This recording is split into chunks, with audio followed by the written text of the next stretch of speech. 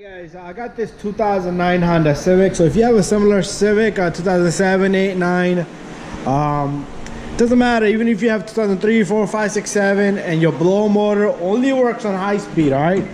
So the blow motor is only working on high speed. So some motors will work on like a low, and then it won't work on any of the speeds, and then it'll work on high. Okay. The fix here is that your resistor is no good. Blow motor resistor is down there. So the resistor is what's controlling your blow motor speed. When it's on full, it'll work because it's direct power. And then it has a few little resistors. If one of some of the middles go bad, middle speed, so it won't work here, but it will work here. Sometimes it'll work here and here. So if you're having that kind of issue, we're gonna take a look at the resistor. I'm gonna show you how to change this resistor. It's very simple and easy.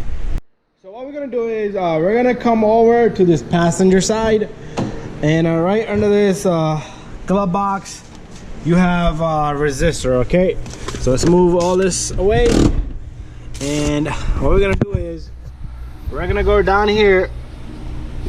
Okay, the resistor is under this cover, so we have to remove this cover. This cover is very simple. You just yank down on it, and it has clips. Sometimes they break, and I'm sorry, you pull a little bit forward. All right, so what happened here was one of my little guy just fell apart here. Okay, I'm gonna push that back in. So pretty much you pull it outwards and downwards slowly. Okay, and then when you're putting it back, make sure you line this and this into that hole and that hole. Okay, so what we're gonna do is I'm gonna show you how to take out this resistor. Okay, so to take out this resistor, what you need to do is you need to take off that number 8 all the way in there, and number 8 socket right there, and this connector obviously has to come out, but you can take out this connector once your whole resistor is out. Okay, so let me go get some tools, and we're gonna take that bad boy out. Okay, so the tool you're gonna need is number 8 socket. I got a little swivel head. If you can manage without it, it's okay. I have about like a 2 to 3 inch extension there, and what we're gonna do is and with the ratchet, that's what I got here. So what I'm gonna do is very simple. You can even use a Phillips head screw here, and that should take it apart. And I think it's a number 7. I made a mistake. Let me just check.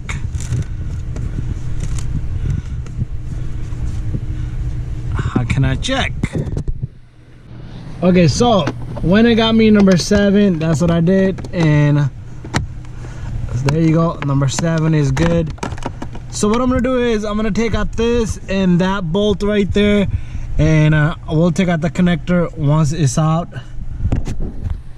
Okay, and this little guy, I got both of the bolts out right there, as you can see, and once it's out, you can simply just maneuver this little guy, and I think I am gonna have to take out the connector right now before we go any further, because it's too long.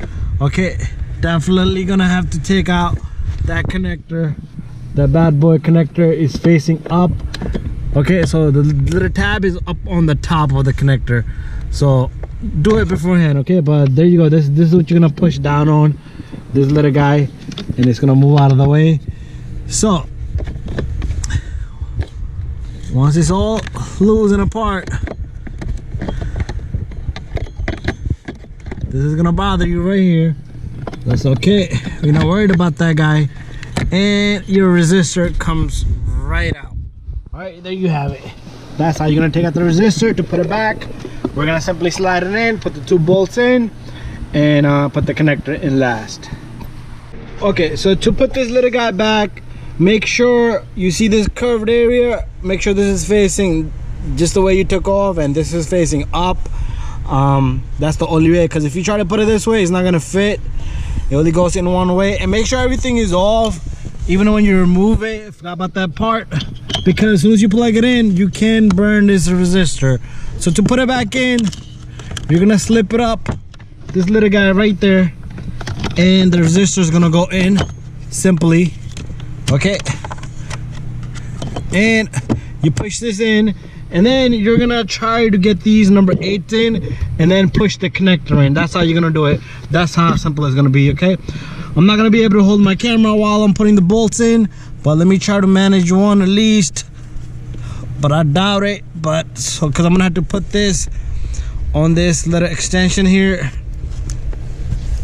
and then I'm gonna have to guide it in there and give it a few turns and see if it went in straight. Okay, try not to get it in crooked, and don't go crazy tightening it, because you don't want to strip or break the housing. All right, but anyway guys, don't forget to connect it and then test out your blow motor.